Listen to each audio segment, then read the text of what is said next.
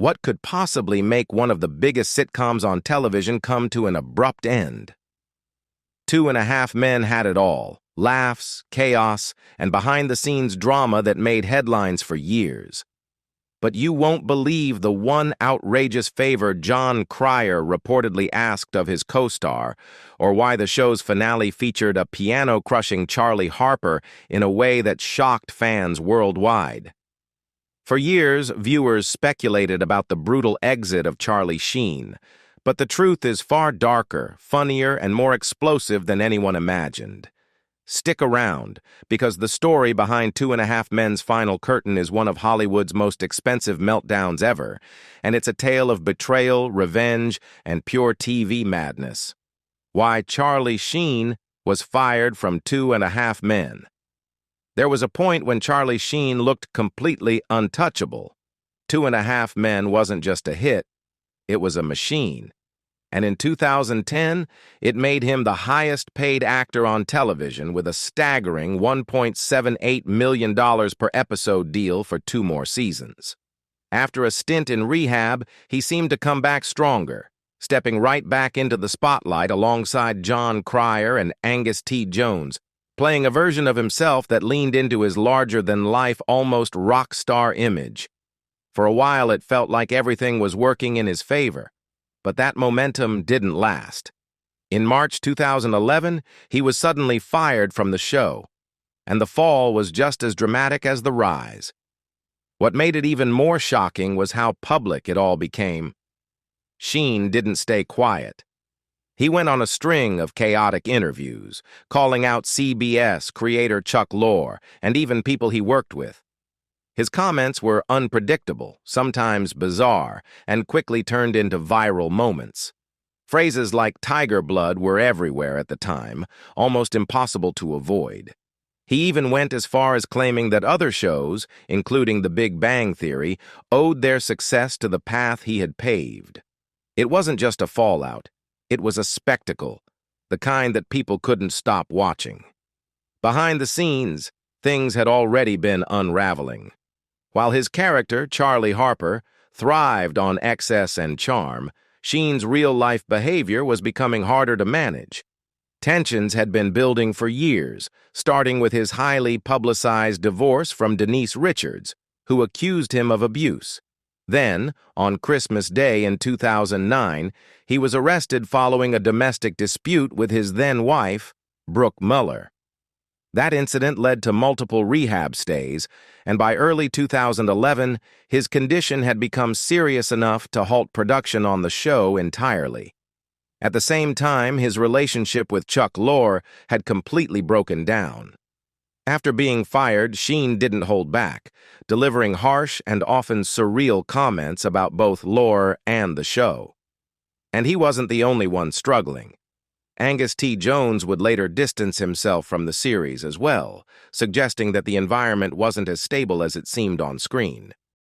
The collapse and controversial ending of 2.5 Men production was ultimately shut down, not because the audience had lost interest, but because the situation behind the scenes had become too unstable to continue.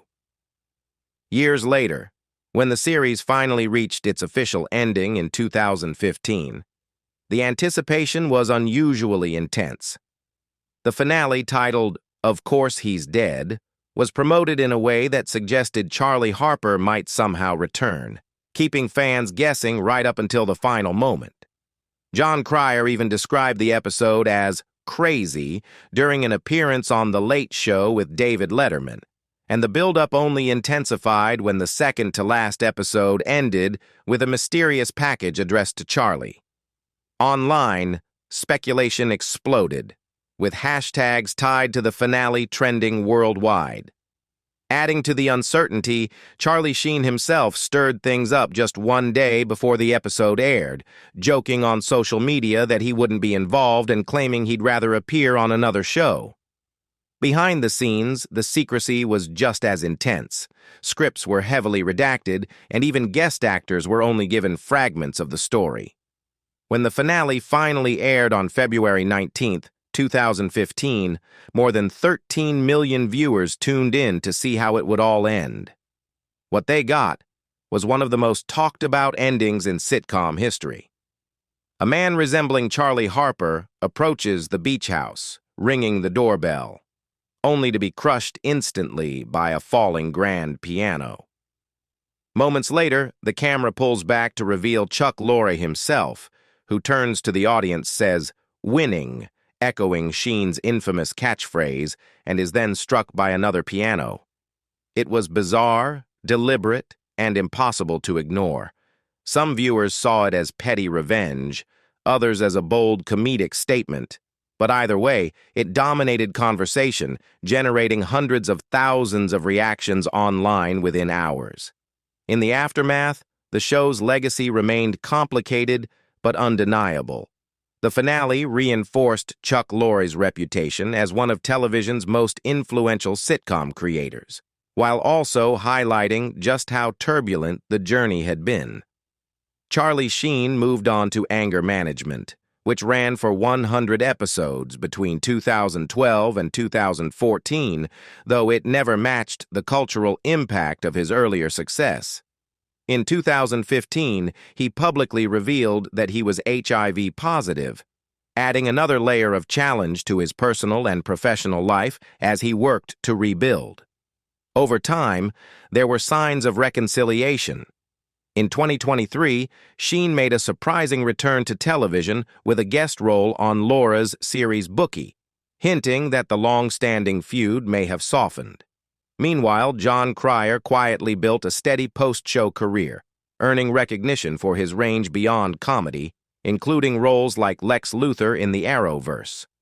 By 2024, he had returned to sitcoms as the lead in Extended Family, proving that while 2.5 Men ended in chaos, its impact and the careers it shaped continued well beyond that final, unforgettable scene.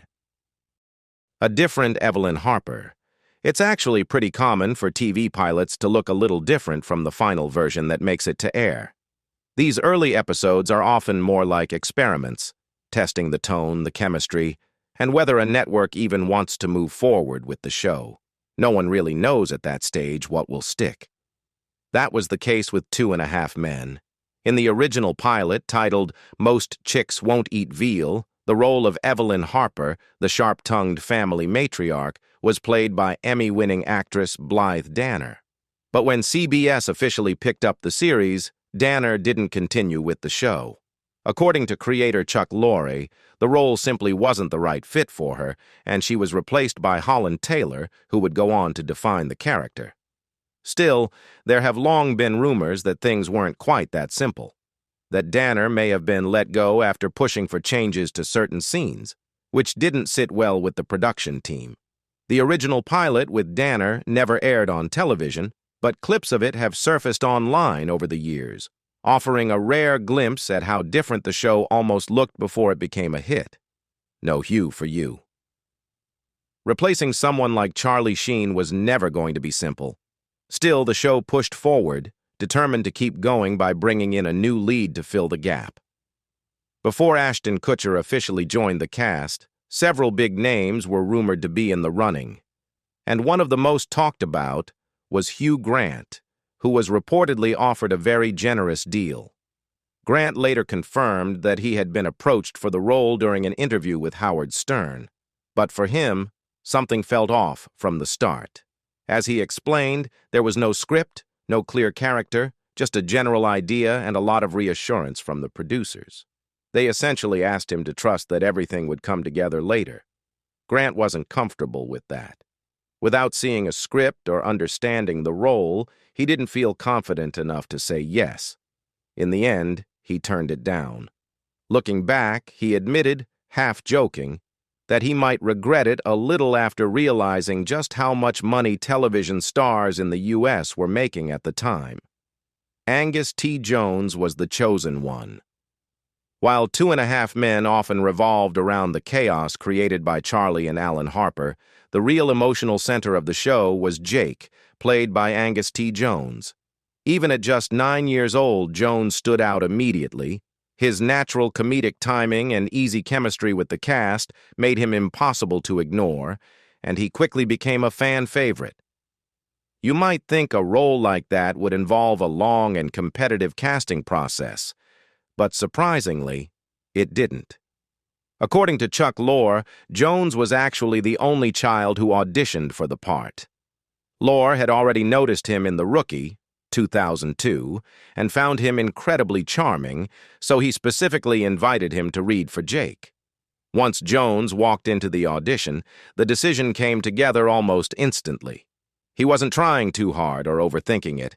He just seemed relaxed, like he was genuinely enjoying himself. That natural, effortless presence was exactly what the show needed, and it made casting him an easy choice. The real reason Ashton Kutcher joined 2.5 Men. When Ashton Kutcher joined 2.5 Men, it caught a lot of people off guard, including Kutcher himself. At the time, he was firmly established as a movie star, building a reputation as a reliable box office draw. Going back to television, where he had first started, didn't exactly look like the obvious next step. In an interview with Howard Stern, Kutcher later explained what changed his mind. His agent was connected to William Morris Endeavor, a company closely tied to the show, and there was a bigger picture at play. If the series continued for a couple more seasons, it could reach deeper syndication levels, meaning long-term, ongoing revenue for everyone involved. But there was also a much simpler factor. When Kutcher learned that Charlie Sheen had been earning around $1.8 million per episode, he joked to his agent that he'd take the job immediately if he were offered that kind of money. While he didn't land the exact same deal, the offer he received was still extremely lucrative and enough to make the decision easy. Walden Schmidt changed drastically. Walden Schmidt first appeared in Season 9 of 2.5 Men as a wealthy tech entrepreneur who ends up buying Charlie Harper's beach house and forming an unlikely bond with Alan, eventually even becoming his husband. But according to Ashton Kutcher, the version of Walden audiences saw wasn't exactly the one he originally signed up to play. In a conversation on Mark Maron's podcast, Kutcher shared that when he first met with Chuck Lorre, the character was pitched to him in a way that felt very different. It was an idea he found genuinely interesting, but it didn't quite match what showed up in the script later on. While he never went into detail about what changed, he did admit that he noticed the shift and asked Lorre about it. Lorre's response was simple. It was all part of a bigger plan. He told Kutcher the character would evolve into something larger over time, and that was enough reassurance. Instead of pushing back, Kutcher chose to trust the process and followed Lorre's vision as it unfolded. Jon Cryer turned down Battlestar Galactica to star in the show. At some point, everyone runs into those moments where one decision can quietly shape everything that comes after. For most people, it's something small. What to eat, what to wear, choices that don't carry much weight. But for Jon Cryer, one of those moments came down to choosing between two major TV roles, 2.5 Men or Battlestar Galactica. Not exactly an easy call. In response to a question on Twitter from actress Ever Carradine about roles actors nearly landed, Cryer shared that he had the opportunity to play Gaius Baltar on Battlestar Galactica. Instead, he chose to take on the role of Alan Harper. Looking back, he said he had no regrets. He genuinely loved his time on 2.5 Men and felt the decision worked out the way it was supposed to. He also gave credit where it was due, noting that James Callis, who ultimately played Baltar, brought something special to the role and was a big part of that show's success. And in the end, Cryer still got his chance to play a brilliant, complex character later on as Lex Luthor in the Arrowverse. So if anything, that crossroads didn't close a door. It just led him down a different path that worked just as well. Chuck Lorre almost quit. While most of the attention was focused on Charlie Sheen and his very public feud with Chuck Lorre, few people really stopped to consider what Lorre himself was going through behind the scenes. According to him, that period was incredibly difficult. He later described it as a painful year and admitted he was deeply affected by everything that unfolded. At one point, the situation weighed on him so much that he even considered stepping away from 2.5 Men entirely. Laurie revealed that he had offered to quit the show, telling CBS that if he had become part of the problem, he was willing to leave so production could continue without disruption. His main concern wasn't his own position. It was the hundreds of people whose jobs depended on the show staying alive. In the end, CBS stood firmly behind him. Laurie later said the network's decision to fire Sheen wasn't just about protecting the show financially, but about drawing a line. To him, it was a moral call as much as anything else, and one that ultimately shaped how the situation was resolved. Jennifer Taylor says 2.5 Men saved her house. Charlie Harper had no shortage of romances on 2.5 Men, but only a few women ever came close to truly grounding him. One of them was Chelsea Melini, played by Jennifer Taylor.